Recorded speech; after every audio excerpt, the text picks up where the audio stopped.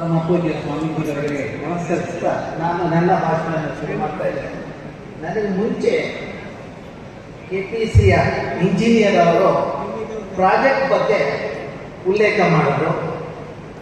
ಪಾಪ ಅವರು ಅಧಿಕಾರದಲ್ಲಿದ್ದಾರೆ, ಸಹಜವಾಗಿ ಆ ಪ್ರಾಜೆಕ್ಟ್ ಪರವಾಗಿ ಮಾತಾಡೋದು ಅವ್ರ ಕರ್ತವ್ಯ, ಅವರ ಕಾರ್ಯ ನಿಷ್ಠೆ ಆಯಿತು. ನನಗೆ ಒಂದೇ ಒಂದು ಕ್ವಶನ್ ಸ್ವಾಮೀಜಿ ಅವ್ರು ಕೇಳಿದ್ರು, ಟ್ರಾನ್ಸ್ಮಿಷನ್ ಅಂಡ್ ಡಿಸ್ಟ್ರಿಬ್ಯೂಷನ್ ಲಾಸ್ ಎಷ್ಟು ಅಂತ. ಅವರು 20% ಅಂತಂದ್ರು, ದಾಖಲೆ ಪ್ರಕಾರ 28ರಿಂದ 32% ಇದೆ. ಸ್ವಾಮಿ 34,000 ಮೆಗಾವ್ಯಾಟ್ ಎಲೆಕ್ಟ್ರಿಸಿಟಿ ಜನರೇಟ್ ಮಾಡ್ತಾ ಇದ್ದೀರಾ. ನೀವು ಟ್ರಾನ್ಸ್ಮಿಷನ್ ಅಂಡ್ ಡಿಸ್ಟ್ರಿಬ್ಯೂಷನ್ ಲಾಸನ್ನೇ ಕಡಿಮೆ ಮಾಡಿದ್ರೆ ಈ ಸ್ಟೋರೇಜ್ ಪ್ರಾಜೆಕ್ಟ್ ಬೇಕಾಗಿಲ್ಲ, ಅದನ್ನ ನಾವು ಮಾಡಬೇಕಾಗಿದೆ. ನೀವು 30% ಆಫ್ 34,000 ಎಷ್ಟು ಅಂತ ನೋಡಿ, 10,000 ಮೆಗಾವ್ಯಾಟ್ ಅಲ್ಲೇ ಬಂತು. ಈ 2,000 ಮೆಗಾವ್ಯಾಟ್ ಯಾಕೆ ಬೇಕು? ಇದನ್ನು ನಾವು ಕೇಳಬೇಕಾಗಿದೆ.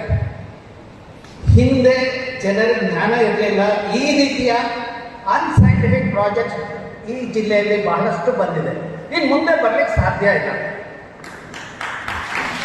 ಈಗ ನಂದು ಕೆಲವೊಂದು ಕ್ವಶನ್ಸ್ ಇದೆ. ಹಿಂದೆ 90ರ ದಶಕದಲ್ಲಿ ಈ 2ನೇ ಹಂತದ ವಿದ್ಯುತ್ ತಯಾರಿಕೆ ಬಗ್ಗೆ ಮಾಡಿದಾಗ ಕೋರ್ಟ್ ಹೋದಾಗ ಸುಪ್ರೀಂ ಕೋರ್ಟ್ ಹೇಳಿದ್ದು, ನೀವು ಕ್ಯೂಮುಲೇಟಿವ್ ಇಂಪ್ಯಾಕ್ಟ್ ಅಸೆಸ್ಮೆಂಟ್ ಮಾಡಿ ಇದುವರೆಗೂ ಏನೇನು ಪ್ರಾಜೆಕ್ಟು ಈ ಕಣಿವೆ ಪ್ರದೇಶದಲ್ಲಿ ಮಾಡಿದ್ದೀರಾ, ಶರಾವತಿ ಕಣಿವೆ ಪ್ರದೇಶದಲ್ಲಿ, ಅದರದ್ದೊಂದು ಸಮಗ್ರವಾಗಿ ಅಭ್ಯಾಸ ಆಗಲಿ ಅಂತ ನಾವು 2000ರಿಂದ 2003ವರೆಗೆ ಇಲ್ಲಿ ಅಭ್ಯಾಸ ಮಾಡಿ ನಾವು ರಿಪೋರ್ಟ್ ಕೊಟ್ಟಿದ್ದೀವಿ, ಕೆಲವೊಂದು ಸಜೆಷನ್ ಕೊಟ್ಟಿದ್ದೀವಿ. ಈ ಪುಣ್ಯಾತ್ಮನ ಯಾರಿಗೂ ಆ ರಿಪೋರ್ಟ್ ಓದುವ ಒಂದು ಗೋಜೆ ಇಲ್ಲ. ಬರೀ ರಿಪೋರ್ಟ್ ಪ್ರಿಪೇರ್ ಮಾಡೋದು, DPR ಪ್ರಿಪೇರ್ ಮಾಡೋದೇ ಅವ್ರದ್ದು ಕೆಲಸ ಆಗೋಗಿದೆ. ನಮ್ಮ ರಿಪೋರ್ಟ್ ಯಾಕೆ ನೋಡಿಲ್ಲ, ಅಲ್ಲಿ ಕೊಟ್ಟಿರೋ ಸಜೆಷನ್ ಯಾಕೆ ಇಂಪ್ಲಿಮೆಂಟ್ ಮಾಡಿಲ್ಲ, ಅದನ್ನು ಮಾಡೋ ತನಕ ನಿಮ್ಗೆ ಯಾವುದೇ ರೀತಿಯ ಅಧಿಕಾರ ಇಲ್ಲ. ಇಲ್ಲಿ ಇನ್ನೊಂದು ಪ್ರಾಜೆಕ್ಟ್ ತರುವ ಅಧಿಕಾರ ನಿಮ್ಮ ಯಾರಿಗೂ ಇಲ್ಲ. ಇಲ್ಲಿ ನಾವು ಧಾರಣಾ ಸಾಮರ್ಥ್ಯದ ಬಗ್ಗೆ ಅಭ್ಯಾಸ ಮಾಡಿದ್ದೀವಿ, ಅದನ್ನು ನಾವು ಹೇಳಿದ್ವಿ ಏನೇನು ಮಾಡಬೇಕು ಅಂತ. ಅಲ್ಲ ಸ್ವಾಮಿ, ನೀರು ಬೇಕು, ನೀವು ನೀರು ಕೊಡೋಕ್ಕೆ ಸಾಧ್ಯ ಇಲ್ಲ ನಿಮ್ಮ ಕೈಲಿ. ಈಗ ನೀರಿನ ಕೊರತೆ ಇದೆ, ನೀರು ಕೊಡೋ ಸಾಮರ್ಥ್ಯ ಇದೆ ನಿಮ್ಮ ಕೈಲಿ ಇಲ್ಲ ಅಂತ ಸ್ಥಿತಿ.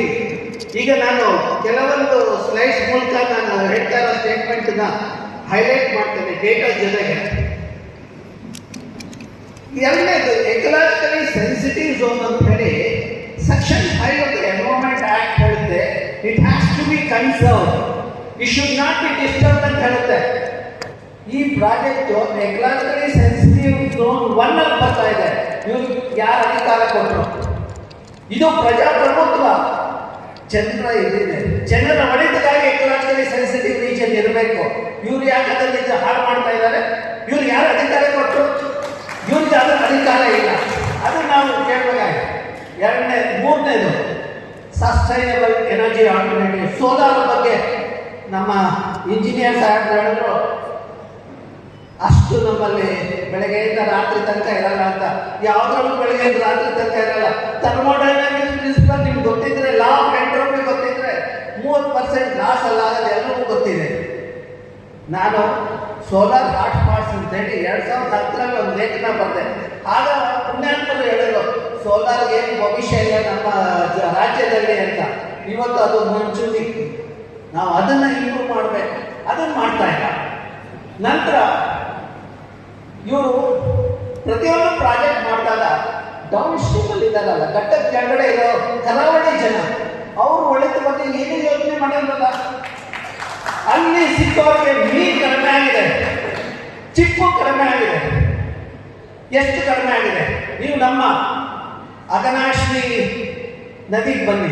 ಅಲ್ಲಿ ಅಘನಾಶಿನಿ ಅಡವೆ ಪ್ರದೇಶದಲ್ಲಿ 1 ವರ್ಷಕ್ಕೆ 1 ಹೆಕ್ಟೇರ್ಗೆ 10 ಲಕ್ಷ ರೂಪಾಯಿಯಷ್ಟು ಆದಾಯ ಇದ್ದರೆ ಇಲ್ಲಿ 2 ಲಕ್ಷ ರೂಪಾಯಿ ಅಷ್ಟಿದೆ. ಇದು ಕಡಿಮೆ ಆಗೋದಕ್ಕೆ ಇಲ್ಲಿ ಆಗಿರೋ ಪ್ರಾಜೆಕ್ಟು, ಅದರಿಂದ ಕಡಿಮೆ ನೀರು ಹೊರಗಡೆ ಬರ್ತಾ ಇರೋದ್ರಿಂದ. ಇನ್ನು ಬರ್ತಾ ಇರೋ ನೀರನ್ನು ಹಿಡಿದು ಬಿಟ್ಟು ನಾವು ಕುಡಿದೀವಿ ಅನ್ನೋ ಪುಣ್ಯಾತ್ಮರು ಇವರು. ಇದಕ್ಕೆ ಸಾಧ್ಯನೇ ಇಲ್ಲ, ನೀವು ಮಾಡೋಕ್ಕೆ ಸಾಧ್ಯನೇ ಇಲ್ಲ. ನೀವು ಇಲ್ಲಿಂದ ಗಂಟು ಮೂಟ ಕಟ್ಕೊಂಡು ಹೋಗೋದು ಒಳ್ಳೆಯದು. ಪರಿಸರ ಸೂಕ್ಷ್ಮ ಪ್ರದೇಶದಲ್ಲಿ ಯಾವುದೇ ಮಾಡಲು ಸಾಧ್ಯ ಇಲ್ಲ. ಇವತ್ತು ಜನ ಎಚ್ಚೆತ್ತಿದ್ದಾರೆ. ಇವತ್ತು ನೀವು ವೇದಿಕೆ ಮೇಲಿರೋರು ಎಲ್ಲರೂ ನೋಡಿ, science, society, culture and spirituality ಒಂದು ಕೂಡಿದೆ. ಸಮಾಜ, ವಿಜ್ಞಾನ ಮತ್ತೆ ಸಂಸ್ಕೃತಿ, ಆಧ್ಯಾತ್ಮಿಕತೆ ಒಂದಾಗಿದೆ. ಅದಾದಾಗ ನೀವು ಯಾರು ನಮ್ಮ ಕಾಡನ್ನು ಹಾಳು ಮಾಡಲಿಕ್ಕೆ ಸಾಧ್ಯವೂ ಇಲ್ಲ, ಬಿಡೋದೂ ಇಲ್ಲ. ನಾನು ಅದು ನೀವು ಅರ್ಥ ಮಾಡ್ಕೊಳ್ಬೇಕಾಗಿದೆ. ನನಗೆ 1 ವರ್ಷದ ಹಿಂದೆ ನಾಗಭೂಷಣ್ ಅಂತ ಹೇಳಿ ಇಲ್ಲಿಯ ಜನ ಒಬ್ಬರು ನನ್ನ ಲೇಖನ ಓದ್ಬಿಟ್ಟು ನನಗೆ ಬಂದಿದ್ರು, ಸ್ವಾಮಿ ನೀವೆಲ್ಲ ಮಾಡಿದ್ದೀರಾ, ಆದರೂ ಸಂರಕ್ಷಣೆ ಆಗಲಿ ಬಿಡದ ಆಗ್ತಾ ಇಲ್ವಲ್ಲ, ಏನು ಮಾಡಿದ್ರು? ನಾನು ಹೇಳಿದೆ, ನಮ್ಮ ಜಿಲ್ಲೆ ಜನಕ್ಕೆ ಗೊತ್ತು ಹೇಗೆ ಸಂರಕ್ಷಣೆ ಮಾಡ್ಕೊಳ್ಬೇಕು ಅಂತ. ನಮ್ಮ ಅಖಿಲೇಶ್ ಅವ್ರು ಹೇಳಿದ್ರು, ಇವ್ರು ಪ್ರಾಜೆಕ್ಟ್ ಇದು ಮಾಡಿಕೊಂಡ್ರೆ ನಾನು ಇಲ್ಲೇ ನನ್ನ ಜೀವನ ಬಿಡ್ತೀನಿ ಅಂತ. ಇವತ್ತು ಬೆಳಗ್ಗೆ ನಮ್ಮ ಸ್ವಾಮೀಜಿ ಅವ್ರು ಹೇಳ್ತಾ ಇದ್ರು, ನೀವು ಬೇಕಾದ್ರೆ JCB ನನ್ನ ಮೇಲೆ ಹಾಕಿ, ನಾನು ಬಿಡಲ್ಲ ಅಂತ. ಅದ್ರ ಜೊತೆಗೆ ನಾನು ಇದ್ದೀನಿ, ನಾವು ಬಿಡೋದಿಲ್ಲ. ನಿಮ್ಗೆ ಏನೇ ತಗೊಂಡ್ಬಂದು ಅದು ಹೇಗಲ್ಲ ಎಂಟ್ರಿ ಆಗ್ತಿಲ್ಲ ಅಂತ ನಾವು ನೋಡ್ತೀವಿ. ಹಾಲಪ್ಪನವ್ರು ಇಲ್ಲಿದ್ದಾರೆ, ಅವರು ಸ್ವಲ್ಪ ಕೈ ಜೋಡಿಸ್ಬೇಕು. ಸೊ ಜೋಡಿಸಿದಾರ? ಅಧಿಕಾರ ಇದ್ದಾಗಲೂ ತೋರಿಸ್ಬೇಕು, ಅಧಿಕಾರ ಇದ್ದಾಗಲೂ ತೋರಿಸ್ಬೇಕು. ಅಧಿಕಾರ ಇದ್ದಾಗ ಪರಿಸರದವರು ಸ್ನೇಹಿ ಆಗ್ತಾರೆ, ಅಧಿಕಾರ ಇದ್ದಾಗ ಬಂದು ಬಿಡ್ತಾರೆ. ಇಂತಹ ರಾಜಕೀಯ ವ್ಯಕ್ತಿಗಳನ್ನು ನಾವು ಮಾಡಬೇಕಾಗಿದೆ. ಸ್ವಲ್ಪ ನಾನು ತಾರವಾಗಿ ಮಾತಾಡ್ತೀನಿ, ಬೇಜಾರು ಮಾಡ್ಕೊಳ್ಬೇಡಿ. ಯಾಕಂದ್ರೆ ಬಹಳ ಬೇಜಾರಾಗಿದೆ. ನಮ್ಮ ದೇಶದ ಸ್ಥಿತಿ ಏನಾಗಿದೆ ಅಂದರೆ, ಪ್ರತಿಯೊಂದು ಪ್ರಾಜೆಕ್ಟ್ ಅಲ್ಲಿ ನಮ್ಮ ಮಕ್ಕಳಿಗೆ ಬೇಕಾಗಿರೋ ನೀರು ನಮಗೆ ಕೊಡ್ಲಿಕ್ಕೆ ಆಗ್ತಾ ಇಲ್ಲ. ಅದನ್ನ ಅರ್ಥ ಮಾಡ್ಕೊಳ್ಬೇಕಾಗಿದೆ. ಮತ್ತೆ ಇಷ್ಟೊಂದು ಪ್ರಾಜೆಕ್ಟ್ ಮಾಡ್ಕೊಳ್ಳ ಸ್ವಾಮಿ, ಈ ಜಿಲ್ಲೆಯಲ್ಲಿ ಹಳ್ಳಿ ಸತತವಾದ 24 ಗಂಟೆ ಎಲೆಕ್ಟ್ರಿಸಿಟಿ ಕೊಡಬೇಕನ್ನೋ ಇದಿಲ್ಲ ನಿಮಗೆ. ನಾನು ಇಲ್ಲಿ ಬಂದರೆ ಹಳ್ಳಿಯಲ್ಲಿ ನನಗೆ ಎಲೆಕ್ಟ್ರಿಸಿಟಿ ಇರಲ್ಲ, ನನ್ನ ಕಂಪ್ಯೂಟರ್ ಯೂಸ್ ಮಾಡೋಕ್ಕೆ ಎಲೆಕ್ಟ್ರಿಸಿಟಿ ಇರಲ್ಲ. ಅಷ್ಟು ಇನ್ಎಫಿಷಿಯಂಟ್ ಇನ್ಕೇಪಬಲ್ ಏಜೆನ್ಸಿ ಅವರು. ಇನ್ನೊಂದು ಪ್ರಾಜೆಕ್ಟ್ ಮಾಡಲಿಕ್ಕೆ ಯಾಕೆ ಬಂದಿದ್ದೀರಾ ನೀವು? ನಂತರ ಪರಿಸರ ಮೌಲ್ಯದ ಬಗ್ಗೆ ನೀವು ಮಾತಾಡ್ತೇನೆ. ನನ್ನ ಭಾಷಣ 2 ಭಾಗವಾಗಿರುತ್ತೆ. ಒಂದು, ಪಶ್ಚಿಮ ಘಟ್ಟ. ನಮಗೆ ಯಾಕೆ ಪಶ್ಚಿಮ ಘಟ್ಟ ಬೇಕು? ನಮ್ಮ ಜನ ನನ್ನ ವಯಸ್ಸಿನಲ್ಲಿ ಪಶ್ಚಿಮ ಘಟ್ಟ ಬೆಳೆದು ಹೋದರೆ ಪರವಾಗಿಲ್ಲ, ನಮ್ಮ ಮಕ್ಕಳಿಗಾರು ಬೇಕು.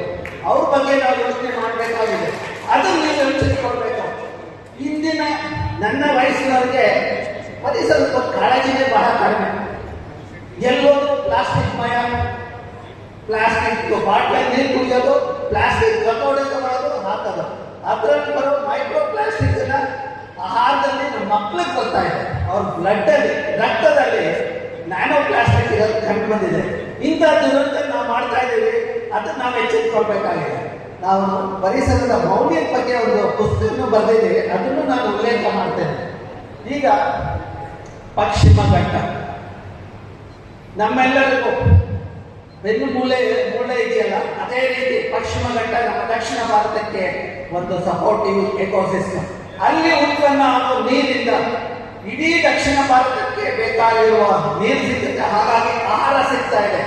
ಆಹಾರ ಸೆಕ್ಯೂರಿಟಿನ ಮತ್ತೆ ನೀರಿನ ಸೆಕ್ಯೂರಿಟಿನ ಹಾಳು ಮಾಡೋ ಇದು ಅಧಿಕಾರ ಯಾವ ಅಧಿಕಾರಿಗೂ ನಾವು ಕೊಡೋದು ಇಲ್ಲ, ಅವ್ರಿಗೆ ಅಧಿಕಾರನೂ ಇಲ್ಲ. ಅದನ್ನ ಎಚ್ಚೆತ್ತುಕೊಳ್ಬೇಕಾಗಿದೆ.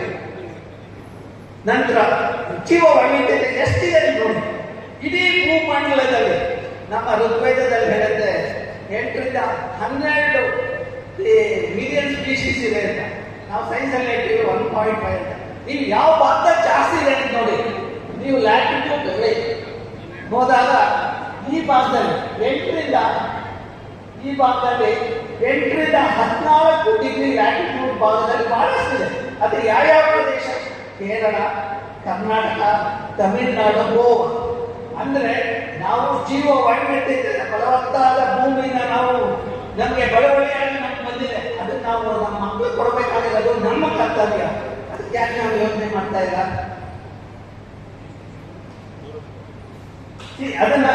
ಅದಕ್ಕೋಸ್ಕರ ನಾವು ವಿಜ್ಞಾನದಲ್ಲಿ ಏನ್ ಮಾಡಬಹುದು ಅನ್ನೋದನ್ನ ತೋರಿಸಿದ್ದೀವಿ. ವಿಜ್ಞಾನದ ಮೂಲಕ ಎಷ್ಟು ಪರಿಸರ ಹಾಳಾಗಿದೆ ಅಂತ ಹೇಳಿ ಕಳೆದ 5 ದಶಕದಲ್ಲಿ ನಾವು ಅಭ್ಯಾಸ ಮಾಡಿದ್ದೀವಿ. ನಾವೆಲ್ಲ ಸ್ಯಾಟಿಲೈಟ್ 70ನೇ ದಶಕದಲ್ಲಿ ಲಾಂಚ್ ಮಾಡಿದ್ವಿ. ಭೂಮಿಯ ಚಿತ್ರಣ ನಮಗೆ ಪಿಕ್ಚರ್ ಸಿಗ್ತದೆ. ಅದನ್ನ ಅಭ್ಯಾಸ ಮಾಡಿದಾಗ ಪಶ್ಚಿಮ ಘಟ್ಟದಲ್ಲಿ ಕಾಡು ನಾಶ ಆಗ್ತಾ ಇರೋದು ಕಂಡು ಬಂದಿದೆ. 63% ನಿತ್ಯ ಹರಿದ್ವರ್ಣ ಕಾಡಿದ್ದ ಪ್ರದೇಶ ಉತ್ತರ ಕನ್ನಡ ಜಿಲ್ಲೆ ಇವತ್ತು 29% ಬಂದು ಕೂತಿದೆ. ಹಾಳು ಮಾಡೋದಕ್ಕೆ ಒಂದು ಲಿಮಿಟ್ ಇದೆ, ಅದು ನಾವು ಅನ್ಕೊಳ್ಬೇಕಾಗುತ್ತೆ. ಅಷ್ಟೇ ಅಲ್ಲ, ಕಾಡಿನ ಚಿತ್ರ ಮಾಡ್ತಾ ಇದ್ದೀವಿ, ಹಾಗಾಗಿ ಮಂಗನ ಕಾಯಿಲೆ ಬರುತ್ತೆ. ಮಂಗಲ್ ಬೇಕಾಗಿರೋ ಆಹಾರ ನಮಗೆ ಕೊಡೋದು ಹೋಗ್ತಾ ಇಲ್ಲ. ಮಂಗಲ್ ಬೇಕಾಗಿರೋ ಆಹಾರ ಕಾಡಿನಲ್ಲಿದೆ. ಆ ಕಾಡಿನಲ್ಲಿರೋ ಜೀವ ವೈವಿಧ್ಯತೆ ಕಾಡಿನ ತೆಗೆದುಬಿಟ್ಟು ನಾವು ನಡ್ಕೋಕ್ ಮಾಡ್ತೀವಿ, ಈ ಪ್ರಾಜೆಕ್ಟ್ ಮಾಡ್ತೀವಿ. ಆಗ ಮಂಗಗಳಿಗೆ ಆಹಾರ ಸಿಗ್ತಾ ಇದೆ, ನಮ್ಮ ಮನೆಗಳಿಗೆ ಬರುತ್ತೆ. ನಮ್ಮ ಮನೆಗೆ ಬಂದಾಗ ಮಂಗದ ಬಾಡಿಗೆ ಶರೀರದಲ್ಲಿರುವ ಟಿಕ್ ಅನ್ನುವ ಒಂದು ಕ್ರಿಮಿ ಅದು ನಮಗೆ ಕಚ್ಚಿದಾಗ ಮಂಗನ ಜ್ವರ ಬರೋದು ಸಹಜ. ಹಾಗಾಗಿ ಪ್ರತಿ ವರ್ಷ 250-300 ಜನ ಹೊನ್ನಾವರ ಈ ಕಡೆಯಿಂದ ಶ್ರೀಪಾದ ಸೇರ್ತಾ ಇದ್ದಾರೆ. ಅದಕ್ಕೆ ಕಾರಣ ಈ ಅಧಿಕಾರಿಗಳ ಕುತಂತ್ರ. ಈ ಕಾಡು ಹಾಳಾಗ್ತಾನೆ ನೋಡ್ಬೇಕಾದ್ರೆ ಕಾಡು ಪುನಶ್ಚೇತನ ಮಾಡಬೇಕಾಗಿದೆ. ನಾನು ಕ್ಯೂಮುಲೇಟಿವ್ ಇಂಪ್ಯಾಕ್ಟ್ ಅಸೆಸ್ಮೆಂಟ್ ಅಭ್ಯಾಸ ಮಾಡಿದಾಗ ಮತ್ತೆ ಧಾರಣಾ ಸಾಮರ್ಥ್ಯ ಮಾಡಿದಾಗ ನಾನು ಮತ್ತೆ ನನ್ನ ಸಹೋದ್ಯೋಗಿ ಪ್ರೊಫೆಸರ್ ಸುಭಾಷ್ ಚಂದ್ರ ನಾವು ಬರ್ತಿದ್ದೇವೆ. ಡಿಗ್ರೇಡೆಡ್ ಎಕೋಸಿಸ್ಟಮ್ ರೆಸ್ಟೋರ್ ಮಾಡಿ ಅದು ಮಾಡಿದಾಗ ನಮ್ಗೆ ಬೇಕಾಗಿರೋ ನೀರು ಸಿಗುತ್ತೆ ಅಂತ. ಇದುವರೆಗೂ 20 ವರ್ಷ ಆದರೂ ಓದೋಕ್ಕಾಗಲ್ಲ ಅಂದ್ರೆ ಇವ್ರು ಎಂತ ಇಂಜಿನಿಯರ್ಸ್, ಎಂತ ಅಧಿಕಾರಿಗಳು. ನಾವೆಲ್ಲ ಓದಿ ನಮ್ಮ ಮಕ್ಕಳಿಗೆ ಪುಸ್ತಕ ಕೊಟ್ಟರೆ ಒಂದು ದಿನದಲ್ಲಿ ಮುಗಿಸ್ತಾರಲ್ಲ ಕಲಿಸ್ಬಿಟ್ಟಿದ್ದಾನೆ. ನಂತರ ಇದೇ ರೀತಿ ಮುಂದುವರೆದ್ರೆ ಏನಾಗ್ಬೋದು ಅಂತ ಅಭ್ಯಾಸ ಮಾಡಿ ಪಶ್ಚಿಮ ಘಟ್ಟದಲ್ಲಿ 10% ಮಾತ್ರ ನಿತ್ಯ ಹರಿದ್ವರ್ಣ ಕಾಡಿರುತ್ತೆ 2030ರವರೆಗೆ. ಮತ್ತೆ ಅದರಿಂದ ಹವಾಮಾನ ವೈಪರೀತ್ಯ ಆಗುತ್ತೆ. ಕೇರಳ ಮತ್ತು ಕರ್ನಾಟಕದಲ್ಲಿ 1.5 ಡಿಗ್ರಿಯಷ್ಟು ಟೆಂಪರೇಚರ್ ಜಾಸ್ತಿ ಆಗುತ್ತೆ. ನಿಮ್ಗೆಲ್ಲ ಮಂಡ್ಯ ಬಿಸಿ ಅಂತಿರಲ್ಲ, ಅದು ಇನ್ನೂ ಜಾಸ್ತಿ ಆಗುತ್ತೆ. ಮಂಡ್ಯ ಬಿಸಿ ದಕ್ಷಿಣ ಕನ್ನಡ ಜಿಲ್ಲೆಯಲ್ಲಿ ಹೇಳ್ತಾರೆ ಮಂಡ್ಯ ಬಿಸಿ ಅಂತ, ಇನ್ನೂ ಜಾಸ್ತಿ ಆಗುತ್ತೆ. ಮಂಡ್ಯ ಬಿಸಿ ಅದಕ್ಕೆ ಬರ್ತಾರೆ, ಮಕ್ಕಳಿಗೆಲ್ಲ ಹೊರಡ್ತೀರ. ಅಷ್ಟೇ ಅಲ್ಲ, ಕ್ರಿಮಿಕೀಟಗಳು ಜಾಸ್ತಿ ಆಗುತ್ತೆ, ವೆಕ್ಟರ್ ಬೋರ್ನ್ ಡಿಸೀಸಸ್ ಜಾಸ್ತಿ ಆಗುತ್ತೆ. ಮತ್ತೆ ಮಳೆ ಏರುಪೇರಾಗುತ್ತೆ. ಇವರು ಹೈಡ್ರೋ ಎಲೆಕ್ಟ್ರಿಕ್ ಪ್ರಾಜೆಕ್ಟ್ ಅಂತಾರಲ್ಲ, ಕ್ಲೈಮೇಟ್ ಚೇಂಜ್ ಇಂದ ಏನು ಇಂಪ್ಯಾಕ್ಟ್ ಆಗುತ್ತೆ ಅನ್ನೋದನ್ನ ಹೇಳ್ತಾ ಇದ್ದಾರೆ ಇವರು. ಹವಾಮಾನ ವೈಪರೀತ್ಯದಿಂದ ಎಷ್ಟು ಏರ್ಪೇರಾಗುತ್ತೆ ಅನ್ನೋದು ಪ್ರೆಡಿಕ್ಷನ್ ಕೊಟ್ಟಿದ್ದಾರೆ. ಬರೀ ಸಪ್ಲೈ ಇದು ಇಷ್ಟು ಬೇಕು, ಇಷ್ಟನ್ನು ಆ್ಯಡ್ ಮಾಡ್ತೀವಿ, ಹೀಗಿದ್ದನ್ನು ಆ್ಯಡ್ ಮಾಡ್ಬೋದು ಅಂತ. ಅವೇ ನೀವು ಇದು ಮಾಡುವಾಗ ಡಿಮ್ಯಾಂಡ್ ಸೈಡ್ ಯಾಕೆ ನೋಡ್ತಾ ಇಲ್ಲ? ಡಿಮ್ಯಾಂಡ್ ಸೈಡ್ ನೋಡಿದಾಗ 25% ಅಷ್ಟು ಶೇಕಡ ನಾವು ಎನರ್ಜಿ ಕನ್ಸರ್ವ್ ಮಾಡ್ಬೋದಲ್ಲ, ಅದನ್ನ ಯಾಕೆ ನೀವು ಮಾಡ್ತಾ ಇಲ್ಲ? ಇದು ನೀವು ಅನ್ಕೊಳ್ಬೇಕಾಗಿದೆ. ಮತ್ತೆ ಮಳೆ 4 ತಿಂಗಳು ಈ ಜಿಲ್ಲೆಯಲ್ಲೇ ಬರುತ್ತೆ. ಕೇರಳದಲ್ಲಿ 6 ರಿಂದ 8 ತಿಂಗಳು ಅಷ್ಟು ಬರೋ ಮಳೆ ಈ ಆಳಿಗೆ ಬರ್ತಾ ಇಲ್ಲ. ಆ ಮಳೆ ಒಂದು ವಾರದಲ್ಲಿ ಬರುತ್ತೆ. ಒಂದು ವಾರದಲ್ಲಿ ಅಷ್ಟೊಂದು ಮಳೆಯಲ್ಲಿ ಬಂದಾಗ ಅಲ್ಲಿ ಲ್ಯಾಂಡ್ ಸ್ಲೈಡ್ ಆಗುತ್ತೆ, ಮಡ್ ಸ್ಲೈಡ್ ಆಗುತ್ತೆ. ಈ ಜಿಲ್ಲೆಯಲ್ಲಿ ಸತತವಾಗಿ ಮಡ್ ಸ್ಲೈಡ್ ಆಗ್ತಾ ಇದೆ, ಲ್ಯಾಂಡ್ ಸ್ಲೈಡ್ ಆಗ್ತಾ ಇದೆ. ಶಿರೂರಲ್ಲಿ ಆಯಿತು, ಹೊನ್ನಾವರದಲ್ಲಿ ಆಗ್ತಾ ಇದೆ, ಶಿವಮೊಗ್ಗದಲ್ಲಿ ಆಗ್ತಾ ಇದೆ. ಇದನ್ನೆಲ್ಲ ಕಡಿವಾಣ ಆಗೋದಕ್ಕೆ ಯೋಜನೆ ಇಲ್ವಲ್ಲ.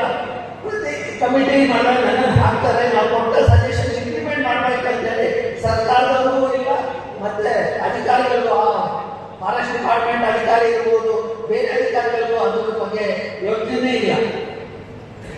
ಈಗ ಹವಾಮಾನ ವೈಪರೀತ್ಯದಿಂದ ಏನೇ ತೊಂದರೆ ಆಗ್ಬೋದು ಅಂದ್ರೆ ಇದು ಪ್ರತಿ ಒಬ್ಬರಿಗೂ ಹೊರತಾ ಬೀಳುತ್ತೆ.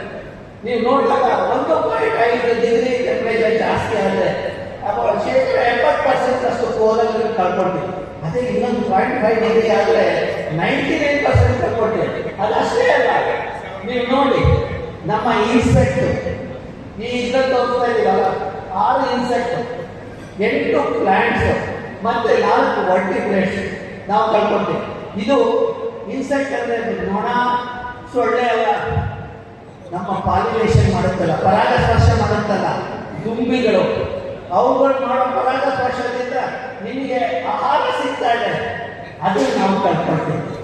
ಯಾವತ್ತು ದುಂಬಿ ಕಳ್ಕೊಳ್ತೀವೋ ನಮಗೆ ಆಹಾರ ಸಿಕ್ಕಲ್ಲ, ಅದನ್ನ ನಾವು ಎಚ್ಚರಿಕೊಳ್ಬೇಕಾಗಿದೆ. ಅದೇ ಇನ್ನೊಂದು 0.5 ಡಿಗ್ರಿ ಸೆಂಟಿಗ್ರೇಡ್ ಜಾಸ್ತಿ ಆದ ಏನಾಗುತ್ತೆ ಅಂದರೆ 6 ಇದ್ದಿದ್ದ ಕಡೆ 16 ಆಗುತ್ತೆ, ಹಾಗೆ 8 ಇದ್ದಿದ್ದು 16 ಆಗುತ್ತೆ, ಹಾಗೆ ಇನ್ನು ದುಪ್ಪಟ ಇದಾಗುತ್ತೆ, ಜಾಸ್ತಿ ಆಗುತ್ತೆ.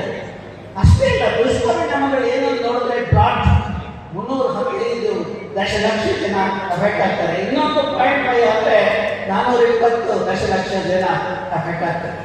ಇದೆಲ್ಲ ದುರಂತ ಇಲ್ಲ. ನಮ್ಮ ಮನೆ ಇದು ಹಾಳಾಗ್ತಾ ಇದ್ರೆ ಈ ಎಲೆಕ್ಟ್ರಿಸಿಟಿ ಇಟ್ಕೊಂಡು ಏನು ಮಾಡಬೇಕಾಗುತ್ತೆ? ನಾವು ಎಚ್ಚೆತ್ಕೊಳ್ಬೇಕಾಗುತ್ತೆ. ಅಷ್ಟೇ ಅಲ್ಲ, ಇದು ಕರಾವಳಿ ಪ್ರದೇಶ, ಸಮುದ್ರ ಕೊರೆತ, ಸಮುದ್ರ ಸಿ ಲೆವೆಲ್ ರೈಸ್ ಆಗ್ತಾ ಇದೆ. 49 ಸೆಂಟಿಮೀಟರ್ ಇದ್ದಿದ್ದು 56 ಸೆಂಟಿಮೀಟರ್ ಆಗುತ್ತೆ, 2 ಡಿಗ್ರಿ ಜಾಸ್ತಿ ಆದರೆ. ಅದು ಅಷ್ಟೇ ಅಲ್ಲ, 50 ದಶಲಕ್ಷ ಜನಕ್ಕೆ ಹೊಡೆತ ಬೀಳುತ್ತೆ. ನಾವೆಲ್ಲರೂ ಕರಾವಳಿ ಜನ, ಬೆಟ್ಟದ ಮೇಲಿರೋ ಜನಕ್ಕೆ ಎಲ್ರಿಗೂ ಹೊಡೆತ ಬೀಳುತ್ತೆ. ಹಾಗಾಗಿ ಇಡೀ ಜಿಲ್ಲೆಯ ಜನ ಎಚ್ಚೆತ್ತುಕೊಳ್ಬೇಕಾಗಿದೆ. ಇಂತಹ ಪ್ರಾಜೆಕ್ಟ್, ಸೈಂಟಿಫಿಕ್ ಪ್ರಾಜೆಕ್ಟು ನಮ್ಮ ಹವಾಮಾನ ವೈಪರೀತ್ಯ ಸಮಯದಲ್ಲಿ ಬರಲಿಕ್ಕೆ ನಾವು ಬಿಡಲೇಬಾರದು. ಮತ್ತೆ ಪರಿಸರದ ಮೌಲ್ಯದ ಬಗ್ಗೆ ಅಭ್ಯಾಸ ಮಾಡಿ. ಕೆಲವರು ಹೇಳ್ತಾರೆ, ಕಾಡಿದ್ರೆ ಏನು ಪ್ರಯೋಜನ? ನೀವು ಪರಿಸರದವ್ರು ಬರೀ ಕಾಡು ಕಾಡು ಅಂತೀರ, ಅದನ್ನ ನಿಂತ್ಕೊಂಡು ನಾವೇನು ಮಾಡಬೇಕು ಅಂತ ಹೇಳ್ತಾರೆ. ಸ್ವಾಮಿ, ನೀವೆಲ್ಲ ಉಸಿರಾಡ್ತೀರಾ, ಉಸಿರಾಡೋದಕ್ಕೆ ಆಕ್ಸಿಜನ್, ಆಮ್ಲಜನಕ ಅಂತ ಬೇಕು. ಆ ಆಮ್ಲಜನಕ ಎಲ್ಲಿ ಬರ್ತಾ ಇದೆ ಅಂದ್ರೆ ಕಾಡಿಂದ ಬರ್ತಾ ಇದೆ, ನಮ್ಮ ಗಿಡಗಳಿಗೆ ಬರ್ತಾ ಇದೆ.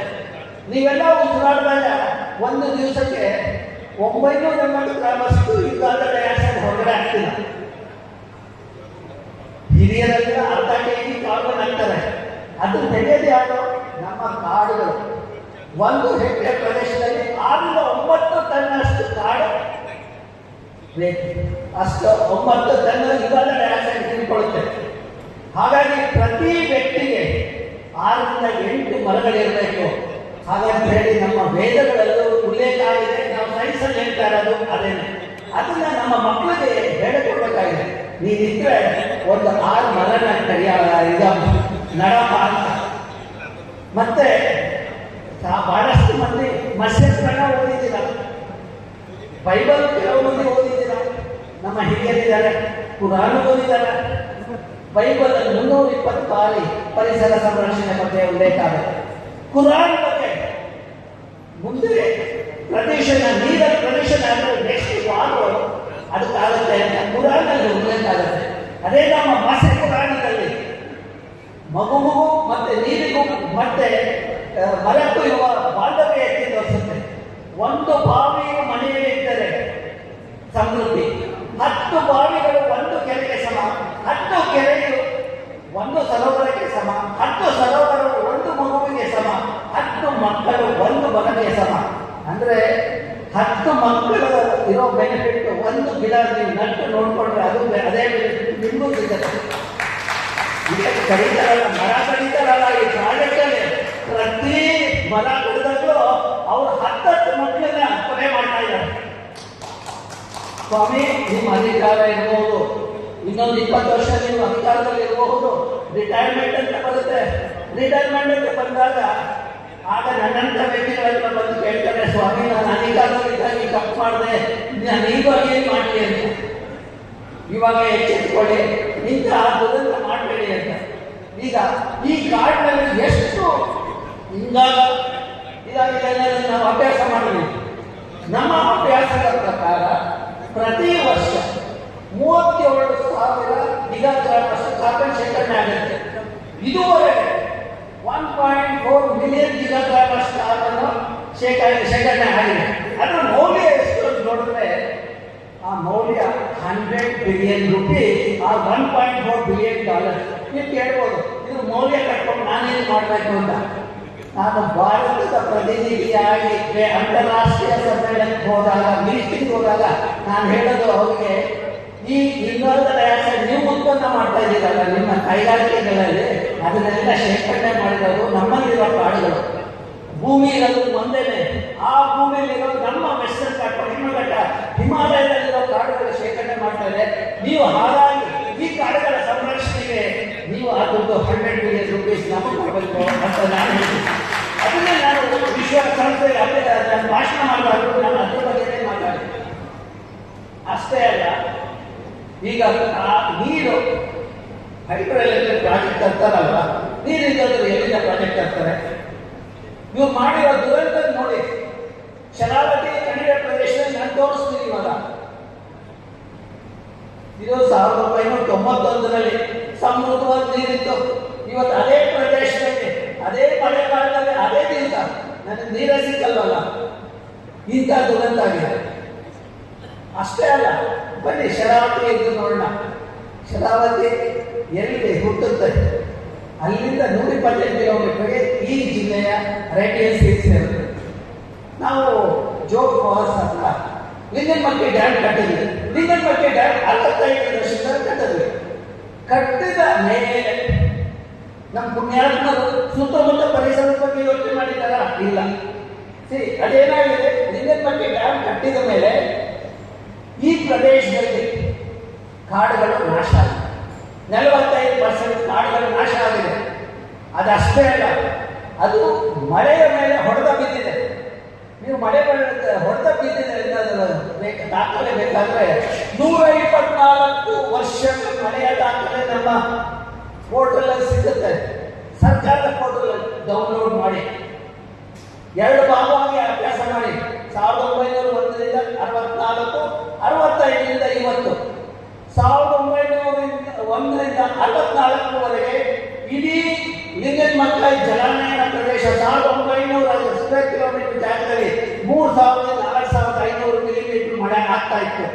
ಇವತ್ತು ನೋಡಿ 65 ಮೇಲೆ ನೋಡಿ, ಈ ಪ್ರದೇಶದಲ್ಲಿ ಎಣ್ಣೆ ಹೊಳೆ ಆ ಪ್ರದೇಶದಲ್ಲಿ 3,000-4,500 ಆಗ್ತಾ ಇದೆ. ಅದೇ ನಂದಿ ಹೊಳೆ ಆ ಕಡೆ 1,700ರಿಂದ 1,900 ಮಿಲಿಮೀಟರ್ ಮಳೆ ಆಗ್ತಾ ಇದೆ. 50% ಮಳೆ ಕಡಿಮೆ ಆಗೋದ ಕಾರಣ ಏನು? ಅಲ್ಲಿ ನಾವು ಕಳ್ಕೊಂಡ ಕಾಡುಗಳು. ಆ ಕಳ್ಕೊಂಡ ಕಾರಣ ಏನು? ಈ ಅಧಿಕಾರಿಗಳು ಜಲನಯನ ಪ್ರದೇಶವನ್ನು ನಿರ್ವಹಣೆ ಮಾಡದೇ ಇರೋದು. ಯಾವುದಾದ್ರೂ ಒಂದು ಪ್ರಾಜೆಕ್ಟ್ ಪ್ರದೇಶದಲ್ಲಿ ಇವರು ಸಕ್ಸಸ್ಫುಲ್ ಆಗಿ ಮಾಡಿದ್ದಾರೆ ಅನ್ನೋದು ತೋರಿಸ್ಬಿಟ್ಟು ನೋಡಿ ನಮ್ಮ KPC ಅವರು. ನೀವು ನೋಡಿ, ಯಾವುದೇ ಪ್ರದೇಶದಲ್ಲಿ ಎಲ್ಲ ಕಡೆ ಕಾಡು ಹಾಳು ಮಾಡ್ತೀರಾ, ಪ್ರಾಜೆಕ್ಟ್ ಮಾಡ್ತೀರಾ, ಆಮೇಲೆ ಆ ಅಧಿಕಾರಿ ರಿಟೈರ್ ಆಗ್ತಾನ ಅಥವಾ ಮನೆಗೆ ಹೋಗ್ತಾನ, ಇನ್ನೊಬ್ಬ ಬರ್ತಾನೆ, ಅವ್ರಿಗೆ ಅದ್ರ ಬಗ್ಗೆ ಏನೂ ಗೊತ್ತಿರಲ್ಲ. ಇದು ಸತತವಾಗಿ ನಡೀತಾ ಇದೆ. ಜನ ಎಚ್ಚೆತ್ತಿದ್ದಾರೆ, ವಿಜ್ಞಾನ ಮುಂದೆ ಬಂದಿದೆ. ಈ ರೀತಿಯ ಅನ್ಸೈಂಟಿಫಿಕ್ ಪ್ರಾಜೆಕ್ಟ್ ಮಾಡಲಿಕ್ಕೆ ಸಾಧ್ಯನೇ ಇಲ್ಲ. ಈಗ ಈ ಮಳೆ ನೀರು ಬಂದಾಗ ಎಷ್ಟು ಮಳೆ ನೀರು ನಮಗೆ ಸಿಗುತ್ತೆ ಅನ್ನೋದಕ್ಕೆ ನಾವು 3 ವರ್ಷ ಸತತವಾಗಿ ಅಭ್ಯಾಸ ಮಾಡಿ. ಮಳೆ ಬಂದಾಗ ಮಳೆ ಹಿಂಡುತ್ತೆ ಭೂಮಿಯಲ್ಲಿ. ಎಷ್ಟು ಹಿಂಡ್ಬೋದು ಅನ್ನೋದಕ್ಕೆ ನಾವು ಸೆನ್ಸರ್ಸ್ ಹಾಕಿದ್ವಿ. ಅಂದರೆ ಎಷ್ಟು ಅಲ್ಲಿ ಶೇಖರಣೆ ಆಗುತ್ತೆ. ನಿತ್ಯದ ಹರಿವರ್ಣ ಕಾಡು ಅಥವಾ ಸ್ಥಳೀಯ ಪ್ರಭೇದ ಕಾಡುಗಳಿರುವ ಪ್ರದೇಶದಲ್ಲಿ 60-65% ಮಳೆ ನೀರು ಹಿಂಗುತ್ತೆ. ಎಲ್ಲಿ ಕಾಡು ಬೋಳಾಗಿದೆ 28-30% ಮಾತ್ರ ಇದೆ. ಹಾಗಾಗಿ ಎಲ್ಲೆಲ್ಲಿ ನಿತ್ಯ ಹರಿವರ್ಣ ಕಾಡು ಅಥವಾ ಸ್ಥಳೀಯ ಪ್ರಭೇದ ಕಾಡುಗಳಿದೆಯೋ ಅಲ್ಲಿರುವ ಜನಿಗಳಲ್ಲಿ, ಅಲ್ಲಿರುವ ವಾಟರ್ ಬಾಡೀಸ್ ಅಲ್ಲಿ 12 ತಿಂಗಳು ನೀರಿದೆ. ಎಲ್ಲಿ ಕಾಡು ಬೋಳಾಗಿದೆಯೋ ಅಲ್ಲಿ 4 ತಿಂಗಳು ಮಾತ್ರ ನೀರು ಸಿಗುತ್ತೆ. ಇನ್ನು ಮಿಕ್ಕಿದ 8 ತಿಂಗಳು ನೀರಿಗಾಗಿ ಜನ ಹಾಹಾಕಾರ. ಸ್ವಾಮಿ ನೀರು ಕೊಡ್ಲಿಕ್ಕೆ ಆಗಿತ್ತು, ನಿಮ್ಮ ಕೈಲಿ ಆಗತ್ತಾ ನೋಡಿ. ಇಲ್ಲಿ ಬಂದು ಪ್ರಾಜೆಕ್ಟ್ ಅಲ್ಲೂ ಈ water going to the ocean is waste ಅಂತಿರಲ್ಲ. Sir, water going to ocean is not waste, you are waste on the earth. That you have to understand. ಅಲ್ಲಿ ಹೋಗೋ ನೀರಿಂದ ಅದು ಹೋಗದೆ ಆದಾಗ ಸೆಲಿನಿಟಿ ನೀರು ಒಳಗಡೆ ಬರುತ್ತೆ. ನಮ್ಮ ಅಭ್ಯಾಸದ ಪ್ರಕಾರ ಆಲ್ಮೋಸ್ಟ್ 35-40 ಕಿಲೋಮೀಟರ್ ಅಷ್ಟು ಉಪ್ಪು ನೀರು ಒಳಗಡೆ ಬಂದಿದೆ ಶರಾವತಿ ಪ್ರದೇಶದಲ್ಲಿ ಹಿಂದೆ ಮಾಡಿದ ಪ್ರಾಜೆಕ್ಟ್ ಇಂದ. ಇದಕ್ಕೆಲ್ಲ ಯಾರು ಅಲ್ಲಿ ಪಾಪ ಮನೆಯವರಿಗೆ ತೊಂದರೆ ಆಗ್ತಾ ಇದೆ, ಅವರ ಆದಾಯದಲ್ಲಿ ಕಡಿಮೆ ಆಗ್ತಾ ಇದೆ. ಇದನ್ನೆಲ್ಲ ನೀವೇನಾದ್ರೂ ಮಾಡಿದ್ದೀರಾ, ಎಚ್ಚೆತ್ಕೊಂಡಿದ್ದೀರಾ? ಅದನ್ನ ಯಾವುದು ಯೋಚನೆ ಮಾಡಲ್ಲ. ಈಗ ನೋಡಿ, ಈ ಪ್ರದೇಶದಲ್ಲಿ 12 ತಿಂಗಳು ನೀರಿದೆ, ಇಲ್ಲಿ 8 ತಿಂಗಳು, ಇಲ್ಲಿ 6 ತಿಂಗಳು, ಇಲ್ಲಿ 4 ತಿಂಗಳು. ಇಲ್ಲಿ ಹಸಿರು ಹೊತ್ತಿಗೆ ನೋಡಿದಾಗ ಎಲ್ಲಿ ಸ್ಥಳೀಯ ಪ್ರಭೇದ ಕಾಡುಗಳಿದೆಯೋ ಅಲ್ಲಿ 12 ತಿಂಗಳು ನೀರಿದೆ. ಎಲ್ಲಿ ಕಾಡು ಚಿಕ್ಕ ಆಗಿದೆಯೋ ಆ ಚಿಕ್ಕದ ಮೇಲೆ 8-6 ತಿಂಗಳು ನೀರಿನ ಲಭ್ಯತೆ ಇದೆ. ಎಲ್ಲಿ 30% ಕಡಿಮೆ ಇದೆಯೋ ನೀರು, ಇದು ಜಲನಯನ ಪ್ರದೇಶ, ಅಲ್ಲಿ 4 ತಿಂಗಳು ಮಳೆಗಾಲದಲ್ಲಿ ಮಾತ್ರ ನೀರಿದೆ. ಹೀಗಾಗಿ ನೀರಿನ ಬಗ್ಗೆ ನೋಡ್ಕೊಂಡು ಅದರಿಂದ ಜನರ ಜೀವನ ಶೈಲಿ ಏನಾಗ್ಬೋದು ಅಂತ ನೋಡಿದ್ರೆ, ಇಲ್ಲಿರೋ ರೈತ 3 ಬೆಳೆ ಬೆಳೀತಾರೆ. ಕ್ಯಾಶ್ ಕ್ರಾಪ್, ಅರೆಕ ಬೆಳೀತಾರೆ, ಶುಗರ್ ಕೇನ್ ಬೆಳೀತಾರೆ. ಹಾಗಾಗಿ ಅವರ ಆದಾಯ 1 ವರ್ಷಕ್ಕೆ 1 ಎಕರೆಗೆ 1,54,000 ರೂಪಾಯಿ ಇದೆ. ಅದೇ ಈ ಭಾಗದಲ್ಲಿ ಹೈಡ್ರೋ ಎಲೆಕ್ಟ್ರಿಕ್ ಅಂತ ಹೇಳಿ ಕಾಡು ತೆಗೆದ್ರಲ್ಲ, ಆ ಭಾಗದಲ್ಲಿ 1 ವರ್ಷಕ್ಕೆ ಒಂದೇ ಬೆಳೆ ಬೆಳೆಯೋಕ್ಕಾಗಲ್ಲ, 32,000 ರೂಪಾಯಿ ಅಷ್ಟು ಮಾತ್ರ ಆದಾಯ ಇದೆ ಒಂದೇ. ಅದಷ್ಟೇ ಅಲ್ಲ, ಇಳುವರಿ ನೋಡಿ, ಭತ್ತ ತಗೊಳ್ಳಿ. ಈ ಪ್ರದೇಶದಲ್ಲಿ ಎಲ್ಲಿ ಸ್ಥಳೀಯ ಪ್ರಭೇದ ಕಾಡುಗಳಿದೆಯೋ, ಸುತ್ತಮುತ್ತ ಜನ ಬೆಳೆ ಬೆಳೀತಾರಲ್ಲ ಹಳ್ಳಿ ಜನ, ಅಲ್ಲಿ ಭತ್ತ 14 18 ಕ್ವಿಂಟಾಲ್ ಒಂದು ಎಕರೆಗೆ, ಇನ್ನೊಂದು ಪ್ರದೇಶದಲ್ಲಿ 6 8 ಕ್ವಿಂಟಾಲ್ ಇದೆ. ಅದಕ್ಕೆ ಮೂಲ ಕಾರಣ ಎಲ್ಲಿ ಸ್ಥಳೀಯ ಪ್ರಭೇದ ಕಾಡುಗಳಿದೆಯೋ ದುಂಬಿಗಳು ಮತ್ತೆ ಬೇರೆ ಪರಾಗಸ್ಪರ್ಶ ಕ್ರಿಮಿಗಳು ಬಹಳ ಇಷ್ಟು ಇರೋದ್ರಿಂದ, ಅಲ್ಲಿ ಪರಾಗಸ್ಪರ್ಶ ಕ್ರಿಯೆ ಬಹಳ ಚೆನ್ನಾಗಿ ಆಗೋದ್ರಿಂದ ಅಲ್ಲಿ ಆ ದುಂಬಿಯ ಕಾರ್ಯದಿಂದ ನಮಗೆ ಇಳುವರಿ ಜಾಸ್ತಿ. ಹೀಗಾಗಿ ಜನರಿಗೆ ಒಳಿತಾಗ್ತಾ ಇದೆ ಕಾಡಿರೋದ್ರಿಂದ. ನಿಮ್ಮ ಪಂಪ್ ಸ್ಟೋರೇಜ್ ಮಾಡೋದ್ರಿಂದ ಯಾವ ಜನಕ್ಕೂ ಅನುಕೂಲ ಆಗಲ್ಲ. As per the norm, disrupting the integrity of the ecological integrity of the eco-sensitive zone is a serious offense. All the people who have proposed that project are liable to be in the jail. Okay? ಮತ್ತೆ ಇಲ್ಲಿ ನೋಡಿ, ಎಲ್ಲಿ ಕಾಡಿದೆಯೋ ಅಲ್ಲಿ 60% ಅಷ್ಟು ನೀರು ಶೇಖರಣೆ ಆಗೋದ್ರಿಂದ, ವರ್ಷವಿಡೀ ನೀರು ಸಿಕ್ಕೋದ್ರಿಂದ ಜನಕ್ಕೆ ಬೇಕಾಗಿರೋ ನೀರು ವ್ಯವಸಾಯಕ್ಕೆ ಮತ್ತೆ ತೋಟಗಾರಿಕೆ ಕುಡಿಯೋದಕ್ಕೆ ಎಲ್ಲ ಸಿಗುತ್ತೆ. ಇನ್ನೊಂದು ಭಾಗದಲ್ಲಿ ಅಭಿವೃದ್ಧಿ ಅಂತ ಹೇಳಿ ಕಾಡಿಗೆ ನುಂಗುದ್ರಲ್ಲ, ಅಲ್ಲಿ ನೀರೇ ಇಲ್ಲ. ಹಾಗಾಗಿ ಜನಕ್ಕೆ ನೀರಿನ ಪ್ರಾಬ್ಲಮ್ ಆಗಿದೆ. ಈ ನಮ್ಮ ಅಧಿಕಾರಿಗಳು ಇವರೆಲ್ಲ ಬಹಳ ಬುದ್ಧಿವಂತರಿದ್ದಾರೆ. ಆದರೆ ಅವರು ಬುದ್ಧಿವಂತರಾಗಿ ಹಾಗೆ ಈ ವೆಸ್ಟರ್ನ್ ಲಿಟ್ರೇಚರ್ ತಗೊಂಡು, ವೆಸ್ಟರ್ನ್ ಲಿಟ್ರೇಚರ್ ಅಲ್ಲಿ ಏನಂತೆ, ಕಾಡುಗಳಿದ್ರೆ ಲೋಕೋ ಟ್ರಾನ್ಸ್ಪಿರೇಷನ್ ಜಾಸ್ತಿ, ನೀರು ಕಳ್ಕೊಳ್ತೀವಿ ಅಂತ. ಅದಕ್ಕೆ ಕಾಡುಗಳಿಗೆ ಬೋರ್ಡ್ ಮಾಡಿಬಿಟ್ಟು ಅವರು ನೀರು ಶೇಖರಣೆ ಮಾಡೋ ಒಂದು ಇದು ಮಾಡ್ತಾರೆ. First time in the country ನಮ್ಮ group we have countered it. Okay, ಅದು ನಮ್ಮ ಸೈನ್ಸಿಂದ ಬಂದಿದೆ.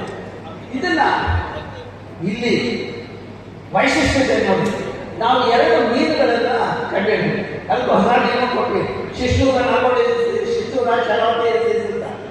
ಅದಷ್ಟೇ ಅಲ್ಲ, ಅಲ್ಲಿರೋ ಕಪ್ಪೆಯಿಂದ ನಮಗೊಂದು ಬಹಳ ಒಳ್ಳೆಯ ಇದು ಸಿಕ್ತು. ಕಪ್ಪೆ ಆಂಫಿಬಿಯನ್ ಅಂತ ಹೇಳಿ. ಯಾಕೆ ಹೇಳಿ, ಅದರ ಪ್ರಥಮ ಹಂತ ಟ್ಯಾಡ್ಪೋ ಸ್ಟೇಜ್ ನೀರು ಬೇಕು.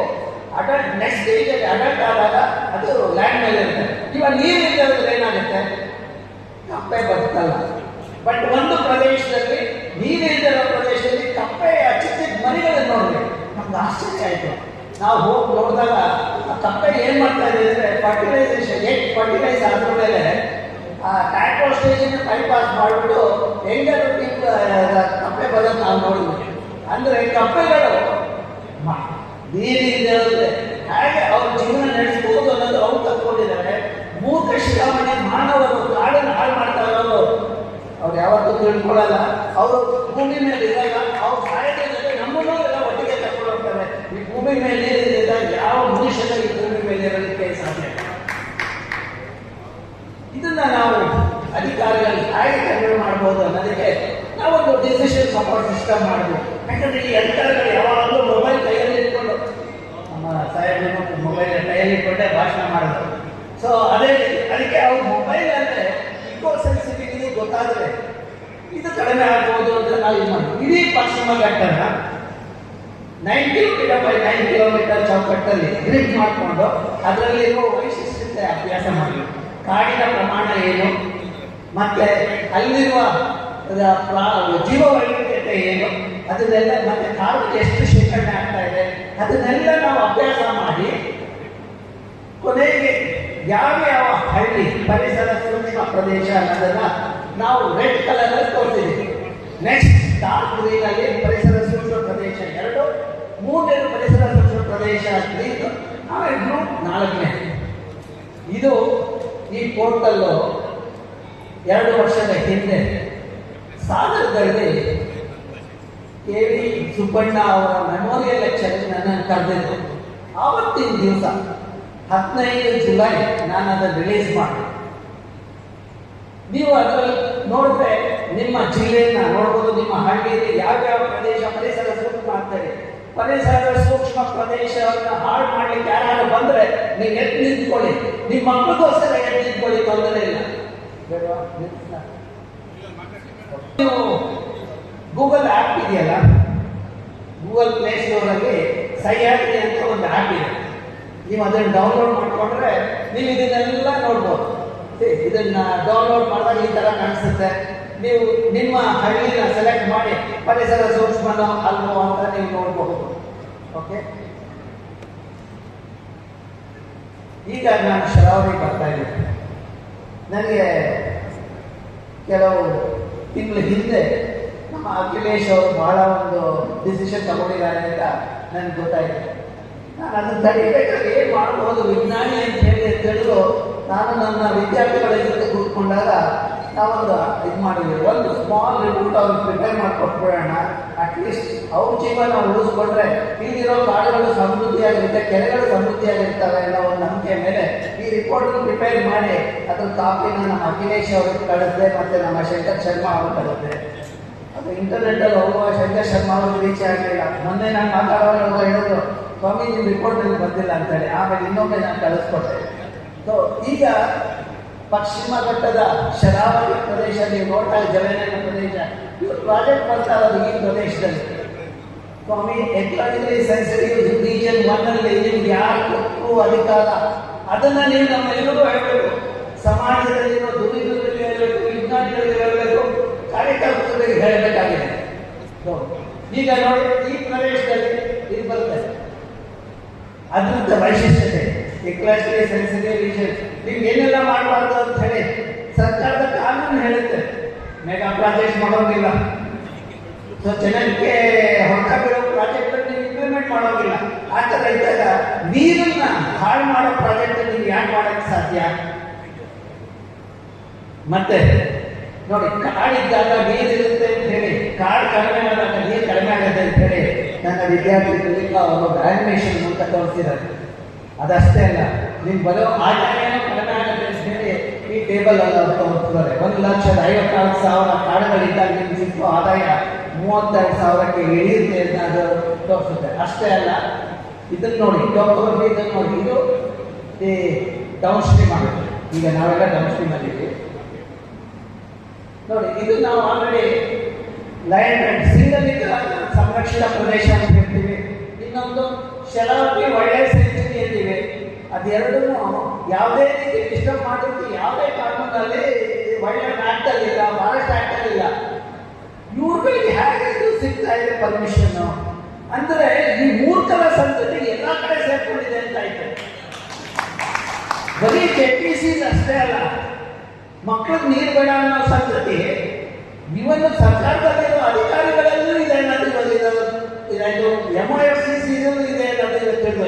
ನಾನು ಅದಕ್ಕೆ ಮಿನಿಸ್ಟ್ರಿಗೆ ಹೋದಾಗ ಕೇಳ್ತೀನಿ, ಅಪ್ಪ ನೀವೆಲ್ಲ ಪುಸ್ತಕ ಓದ್ತೀರಾ ಅಥವಾ ಬರೀ ಕೂತ್ಕೊಂಡು ಬರೀ ಸೈನ್ ಮಾಡ್ತೀರಾ ಅಂತ. ಆ ಸ್ಥಿತಿ ಬಂದಿದೆ. ಅದೇ ದುಸ್ಥಿತಿ ನಮ್ಮ ದೇಶದ ದುಸ್ಥಿತಿ. ಈ ಅಧಿಕಾರಿಗಳು ಬರೀ ಕನ್ಸಲ್ಟೆಂಟ್ ಕೊಡ್ತಾರಲ್ಲ, ಸೈನ್ ಮಾಡ್ತಾರೆ ಅಷ್ಟೇ, ಅವ್ರು ಯಾವತ್ತೂ ಡಾಕ್ಯುಮೆಂಟ್ ಪ್ರಿಪೇರ್ ಮಾಡಲ್ಲ. ಅದಕ್ಕಾಗಿ ಕನ್ಸಲ್ಟೆಂಟು ಕಾಂಟ್ರಾಕ್ಟರು ಎಲ್ಲ ಒಟ್ಟು ಸೇರಿ ಗುಳುಮ್ ಅಂತ ಇರ್ತಾರೆ. ಆ ಗುಳುಮ್ ಸಮಾಜ ನಾವು ಜಾಸ್ತಿ ನೋಡ್ತಾ ಇದ್ದೀವಿ. ಓಕೆ ನೋಡಿ, ಇದು ಪ್ರಾಜೆಕ್ಟ್ ಆಯಿತು. ಅವ್ರು ಕೇಳ್ತಾರೆ, ನಿಮ್ಗೆ ಹ್ಯಾಂಗೆ ಡೇಟಾ ಬಂತು, ನಾವು ನಿಮ್ಮ ಮೇಲೆ ಆಕ್ಷನ್ ತಗೊಳ್ತೀವಿ. ಹಿಂದೆ ಯಾವುದೋ ಇದ್ರಲ್ಲಿ ಮಾತಾಡುವಾಗ ನಾನು ಹೇಳ್ತೇನೆ, ಸ್ವಾಮಿ ನಾನು ಮಾಡಬೇಕಾದೆಲ್ಲ ಆಗೋಗಿದೆ, ನನ್ನ ಕೊನೆ ಹಂತದಲ್ಲಿ ಏನು ಮಾಡ್ಕೊಳ್ಳಿ ಅಂತ. ಸರ್ ಜೈಲಲ್ಲಿ ಆಗ್ತೀರಾ, ಹಾಕ್ಬಿಡಿ. ಆದರೆ ಒಂದೇ ಕಂಡೀಷನ್, ಕಂಪ್ಯೂಟರ್ ಮತ್ತು ಪುಸ್ತಕ ನಾನು ಕೊಟ್ಬಿಡಿ, ಮಿಕ್ಕಿ ನೀವು ನೋಡ್ಕೊಳ್ಳಿ. ಈಗ ಇನ್ನೊಮ್ಮೆ ಹೇಳ್ತಾ ಇದ್ದೀನಿ, ಪರಿಸರ ಸೂಕ್ಷ್ಮ ಪ್ರದೇಶದಲ್ಲಿ ಕಾಡನ್ನು ಹಾಳು ಮಾಡಿ ಪ್ರಾಜೆಕ್ಟ್ ಮಾಡಲಿಕ್ಕೆ ಸಾಧ್ಯನೇ ಇಲ್ಲ. ನೀವು ಅದು ಹೇಗೆ ಮಾಡ್ತೀರ ಅಂತ ಹೇಳಿ ನಾವೆಲ್ಲರೂ ನೋಡ್ತೀವಿ. ಸ್ವಾಮೀಜಿ ಅವರು ನೋಡ್ತಾರೆ, ಅಖಿಲೇಶ್ ಅವರು ನೋಡ್ತಾರೆ, ಶಂಕರ್ ಶರ್ಮಾ ಅವರು ನೋಡ್ತಾರೆ, ನಾನು ನೋಡ್ತೀನಿ. ನಿಮ್ಗೆ ಮಾಡಕ್ಕೆ ಬಿಡೋದು ಇಲ್ಲ. ಹಾಳಾಗ್ತಾರೆ, ಕೇಳಿಸ್ತಾ ಇದೆ ಅಲ್ವಾ? ನೀವು ನಮ್ಮೊಟ್ಟಿಗೆ ಇದೀರೇ. ಇದು ಪರಿಸರ ಸೂಕ್ಷ್ಮ ಪ್ರದೇಶ. ಮತ್ತೆ ಅದು ಮೌಲ್ಯ ಎಷ್ಟು ಅಂತ, ಒಂದು ವರ್ಷಕ್ಕೆ ಇವ್ರು ಮಾಡ್ತಾ ಇದ್ದಾರಲ್ಲ, ಕಾಡು ಹುಡ್ತಾ ಇದ್ದಾರಲ್ಲ, ಆ ಕಾಡಿನ ನಮ್ಗೆ ಎಷ್ಟು ಆದಾಯ ಇದೆ ನಾವು ಅಭ್ಯಾಸ ಮಾಡಿದಾಗ 130 ಮಿಲಿಯನ್ ರುಪೀಸ್ ಅಷ್ಟು ಒಂದು ವರ್ಷಕ್ಕೆ ಆದಾಯ ಇದೆ. ನೀವು 1,000 ರೂಪಾಯಿ ಇಟ್ಟರೆ 100 ರೂಪಾಯಿ 10% ಇಂಟ್ರೆಸ್ಟ್, ಪ್ರತಿ ವರ್ಷ 100 ರೂಪಾಯಿ ಇಂಟ್ರೆಸ್ಟ್ ಬರುತ್ತೆ. 100 ರೂಪಾಯಿ ಇಂಟ್ರೆಸ್ಟ್ ಬರಬೇಕಾದ್ರೆ ಎಷ್ಟು ಪ್ರಿನ್ಸಿಪಲ್ ಅಮೌಂಟ್ ಇರಬೇಕು? 1,000 ರೂಪಾಯಿ. ಅದೇ ರೀತಿ 130 ಮಿಲಿಯನ್ ದಶಲಕ್ಷ ಅಷ್ಟು ಆದಾಯ ಕಾಡಿಂದ ಬರ್ತಾ ಇದ್ರೆ ಆ ಪರಿಸರದ ಮೌಲ್ಯ ಎಷ್ಟು? ಅದು ನೋಡಿ, 3 ಬಿಲಿಯನ್ ರುಪೀಸ್, 3 ಬಿಲಿಯನ್ ರುಪೀಸ್. ಅದನ್ನು ಹಾಳು ಮಾಡೋ ಅಧಿಕಾರ ಇವರು ಯಾರು ಕೊಟ್ಟರು? ಪ್ರಜಾಪ್ರಭುತ್ವ ಜನತೆಯ ಒಳಿತಿಗಾಗಿ ಮಾಡಬೇಕಾಗಿತ್ತು. ಇವರು ಹಾಳು ಮಾಡೋದಕ್ಕೆ ಸಾಧ್ಯ ಇಲ್ಲ. ಅದನ್ನು ನಾವು ಹೇಳಬೇಕಾಗಿದೆ. ರಾಜಕಾರಣಿಗಳಿಗೂ ಹೇಳಬೇಕು, ಅಧಿಕಾರಿಗಳಿಗೂ ಹೇಳಬೇಕಾಗಿದೆ. ನಂತರ ನಾವು ಈ ಚಿಕ್ಕದ ಬಗ್ಗೆ ಹೇಳಿ ನಾನು ಕಂಪ್ಲೀಟ್ ಮಾಡ್ತೀನಿ.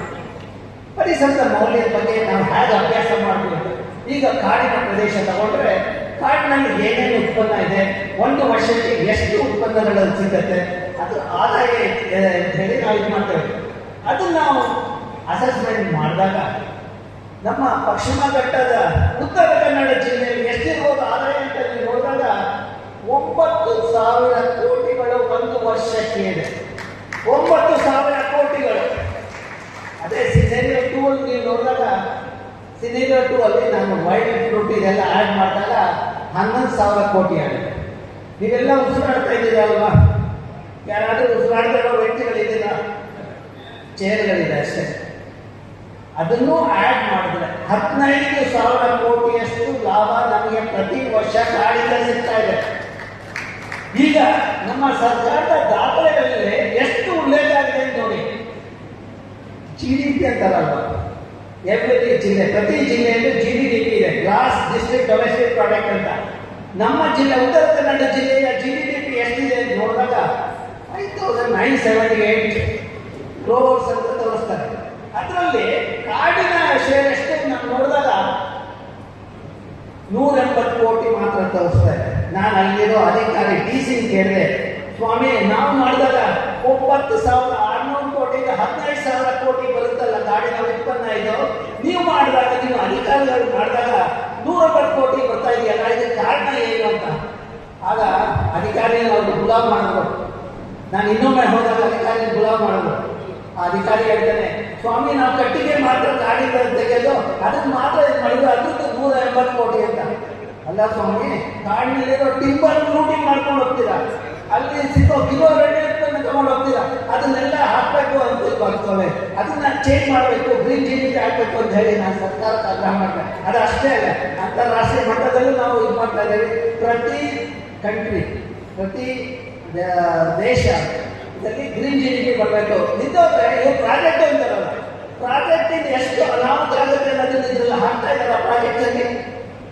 ಇವಾಗ 3 billion rupees have you accounted in your Sharavari pump storage project? Show me how it is economically viable. Shankar Sharma ಕೇಳಿದ ಕಾಸ್ಟ್ ಬೆನಿಫಿಟ್ ಅನಾಲಿಸಿಸ್ ಅಂತ ನಾನು ಮಾಡಿರೋ ಅನಾಲಿಸಿಸ್ ಆ್ಯಡ್ ಮಾಡಿಬಿಟ್ಟು ತೋರಿಸಿ ಇಟ್ಸ್ ಎಕನಾಮಿಕಲಿ ವಯಬಲ್ ಅಂತ. There is a limit to fool the people with the wrong and false data. That should end in our country, and we will not allow you to present the wrong facts to the public. Okay, Uttara Kannada ಜಿಲ್ಲೆಯಲ್ಲಿ ಸಿಕ್ಕೋ 4 major reverse ಇದೆ. ಅದರಲ್ಲಿ 2ಕ್ಕೆ ನಮ್ಮ KPCL ಅವರ ಕಟಾಕ್ಷ ಬಿದ್ದಿದೆ, ಇನ್ನು 2ಕ್ಕೆ ಬಿದ್ದಿಲ್ಲ. ನೀವು ಅಲ್ಲಿ ಸಿಕ್ಕೋ ಚಿಪ್ಪು, ಮೀನು, ಉಪ್ಪು, ಮರಳು ಅದನ್ನೆಲ್ಲ ನೋಡಿದಾಗ ನಿಮ್ಗೆ ಆಶ್ಚರ್ಯ ಆಗುತ್ತೆ. ನಮ್ಮ ಅಗನಾಶ್ಮಿ ರಾಮ್ಸಾರ್ ಸೈಟ್ ಇದೆ ನಮ್ಮ ಕುಂಟದಲ್ಲಿ, ಒಂದು ವರ್ಷಕ್ಕೆ 10 ಲಕ್ಷದಷ್ಟು 1 ಹೆಕ್ಟೇರ್ ಸಿಕ್ಕಿದ್ರೆ ಕಾಡಿಯಲ್ಲಿ 2,40,000 ರೂಪಾಯಿ, ಮತ್ತೆ ಶರಾವತಿಯಲ್ಲಿ 2,86,000 ರೂಪಾಯಿ ಅಷ್ಟೇ. ಅಲ್ಲಿ ನಾವು ಇದು ಟೋಟಲ್ ಅಸೆಟ್ ನಿಮಗೆ ರೈತರಿಗೆ ಹೇಗೆ ಹೊಡೆತ ಬೀಳುತ್ತೆ ಅಂತ ನೋಡಿ. ಇದು ನಮ್ಮ ಸುಭಾಷ್ ಅವರು ಮಹಿಮಾ ಭಟ್ ಗೈಡ್ ಮಾಡುವಾಗ ಇದನ್ನ ನಾವು ಅಸೆಸ್ ಮಾಡಿದ್ವಿ. ಆವರೇಜ್ ಫಿಶಿಂಗ್ ಇನ್ಕಮ್ ಅಗನಾಶ್ರೀ 1.5 ಲಕ್ಷ 1 ಹೆಕ್ಟೇರ್ಗೆ 1 ವರ್ಷಕ್ಕಿದ್ರೆ, ಶರಾವತಿ 9,000 ರೂಪಾಯಿ 1 ಹೆಕ್ಟೇರ್ಗೆ ಮೀನುಗಾರಿಕೆಯಿಂದ ನಮ್ಮ ಮೀನುಗಾರಿಕೆ ಸಿಗ್ತಾ ಇದೆ. ಈ ಪ್ರದೇಶದಿಂದ ಎಲೆಕ್ಟ್ ಆಗ್ತಾರಲ್ಲ ವ್ಯಕ್ತಿ, ನಮ್ಮ ಫಿಶರ್ಸ್ ರೆಪ್ರೆಸೆಂಟ್ ಮಾಡ್ತಾರಲ್ಲ, ಆ ವ್ಯಕ್ತಿಗೆ ಇದ್ರ ಬಗ್ಗೆ ಯೋಚನೆ ಯಾಕಿಲ್ಲ.